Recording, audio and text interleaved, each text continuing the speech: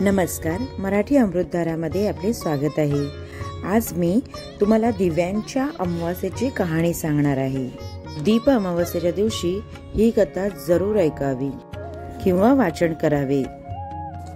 तमिळ देशाच्या पशुपती शेट्टी नावाच्या श्रेष्ठीला विनीत व गौरी अशी 2 मुले होती।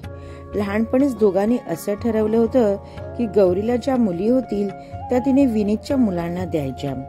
पुढे गौरीला 3 मुली आणि विनीतला 3 मुले झाली। गौरीच्या धाकट्या मुलीचे नाव सगुणा असे होते। गौरीच्या घरात लक्ष्मी नांदत होती, परंतु विनीतच्या घरात दैव फिरल्याने तो दरिद्री झाला होता। भाऊ गरीब झालेला पाहून ती वचन विसरली व पहिल्या 2 मुलींची लग्न श्रीमंतांच्या घरात केली। नंतर सगुणेचा विचार करू लागली। गौरीने भावाला दिलेले वचन मोडले ही गोष्ट ऐकून सगुणेला वाईट वाटले। तिने विनीतच्या धाकट्या मुलाशी लग्न करायचे ठरवले होते। गौरी तिच्यावर संतापली, परंतु तिने हेका काही सोडला नाही। लग्न होऊन ती विनीतच्या घरी आली। गरिबीतच संसार सांभाळू लागली। एके दिवशी त्या नगरचा राजा स्नानासाठी गेला असता त्याची रत्नजडित अंगठी जी कट्ट्यावर ठेवली होती ती एका घारीने उचलून नेली। अंगठी घेऊन घार सगुणेच्या घराच्या छपरावर येऊन बसली।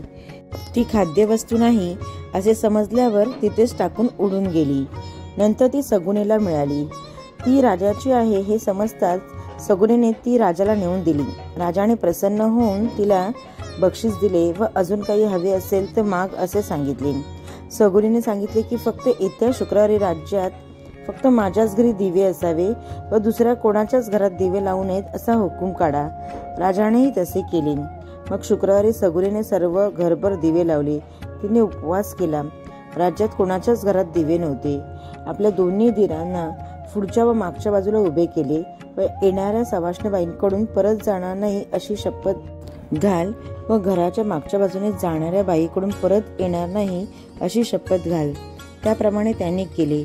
अशा रीतीने फक्त लक्ष्मी तिच्या घरात राहिली व अवध्याच्या घरातून निघून गेली।